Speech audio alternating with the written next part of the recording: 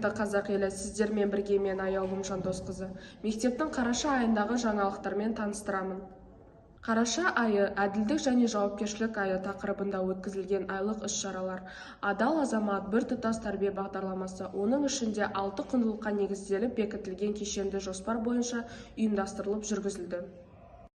Атап айтсақ, 3-29 қараша аралығында 1-11 сынып жетекшілері «Честный человек, хлеб всему голова», «Честный человек, честный труд, честный доход», «Адал азамат, адал еңбек, адал табыс».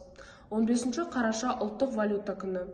Дос болайық бағдарламасының аясында «Защита себя от буллинга, не допустим буллинга, защитим себя от травли», «Ауызша буллинг, буллингтен қорған». Сонымен қатар «Я отвечаю за свои поступки», «Мен өз әрекеттеріме жауап беремін» тақырыбында сынып сағаттарын және сабақтың соңында қауіпсіз сабақтарын өткізді.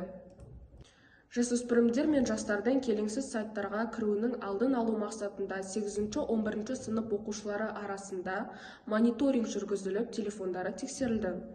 Тексеру барысында оқушылардың келеңсіз сайттарға кіруі анықталған жоқ.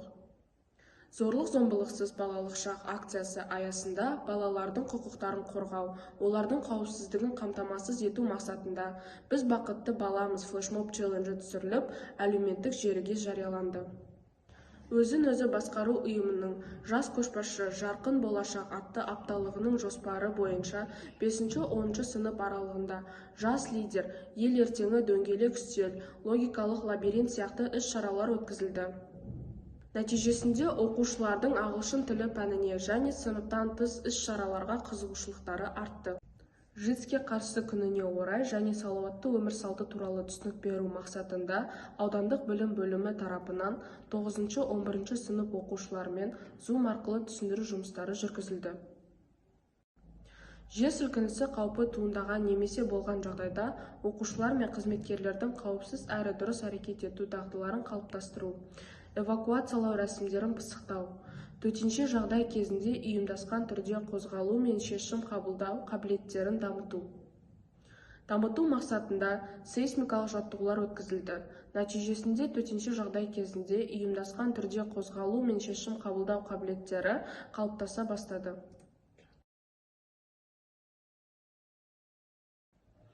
Ата-аналар қолдау орталығының жоспары бойынша және ата-аналарға өздерінің эмоцияларын және олардың балаға әсерін жақсырақ түсінуге көмектесу мақсатында эмоциялар және оларды білдіру жолдары ата-аналармен кездесу бастауыш сынып жетекшілерімен ұйымдастырылып өткізілді. Нәтижесінде ата-аналардың эмоциялары балаларға қалай әсер ететінін талдай отырып, сабырлы болуға көмектесетін әдістермен таныс болды. Жұбан Молдағалиевтің 105 жылына толуына байланысты 8 сынып оқушылармен танымдық сабағын мектеп кітапханашы Шаргия Надырбаева мен қазақ тілі мен әдебиеті пәні мұғалімі Индира Дарменова, сонымен қатар Сапарғали Бегалиннің 130 жылына толуына байланысты Сапарғали Бегалин балалар әдебиетінің атасы тақырыбына танымдық сабағын мектеп кітапханашы Шаргия Надырбаева мен қазақ тілі мен әдебиеті пәні мұғалімі Әсемгүл Дәлімбаева 3-5 сынып оқушылармен өткізді. Нәтижесінде оқушылар Жұбан Молдағалиев пен Сапарғали Бегалиннің өмір жолымен және шығармашылығымен танысып шықты.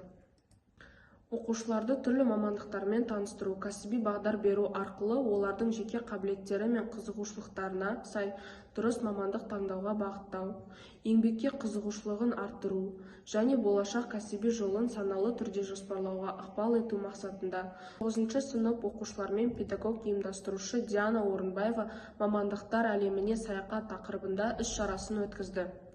Нәтижесінде оқушылар кәсіптік бағдар алып шықты. Оқушылардың құқықтық сауаттылығын арттыру, зорлық-зомбылықтың, бопсалау мен буллингтің алдын алу, қауіпсіз мінез-құлықтың дағдылығын қалыптастыру, кәмелетке толмағандардың құқықтары мен міндеттері туралы түсінігін кеңейту.